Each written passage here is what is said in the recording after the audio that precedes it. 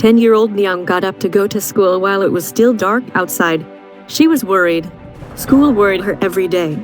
Her family had moved as refugees to the United States from Myanmar only a year earlier, and school was hard in the state of Georgia. She didn't speak English very well. She didn't have many friends. And she had to walk to school in the dark. Father could not go with her because he worked at night. Mother had to stay at home with a baby sister. Niang prayed before leaving the house.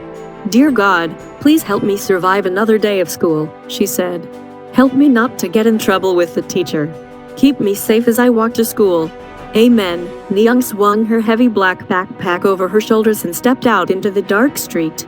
If she took the shortcut, she could reach school in only 10 minutes. She had to walk past a few apartment buildings and through the woods to get to the school. Maybe she would meet some children along the way to keep her company. No other children were in sight as Niang walked through the woods. The air was quiet. The trees looked like dark shadows. Suddenly 2 big men loomed in front of her. One of them was holding what appeared to be a white cloth bag. It was limp and empty. He held it out. "Hey, could you hold this for us?" he asked. Niang thought it was a strange question. She stopped and took a few steps back. The men took a few steps forward. Niang anxiously looked around, hoping that other children might be taking the shortcut to school. She didn't see anyone. She looked back at the men. There were 2 of them and only one of her. They were tall and big, and she was short and small. Would she hold the white bag? "No," Niang exclaimed, shaking her head. Turning around, she ran as fast as she could. The men were surprised. "Oh no," one man said. "Don't run," but Niang wasn't going to stop. She was scared.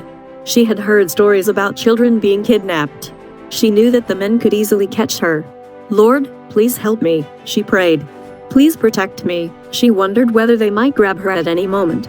She wanted everything to be right with God. "If I did anything wrong, please forgive me," she prayed. She listened for sounds that the men were pursuing her. Not hearing anything, she stopped for a moment. Her heart was pounding. Then she heard the welcome chatter of children taking the shortcut to school. Relief washed over Niang. She could walk with the other children and be safe. She followed the 3 younger children towards school. When they reached the spot where the 2 men had stood, the men were nowhere to be seen. They were gone. Niang heaved a sigh of relief. "Dear God, thank you for protecting me," she prayed. 2 big men had been overcome by an even bigger God.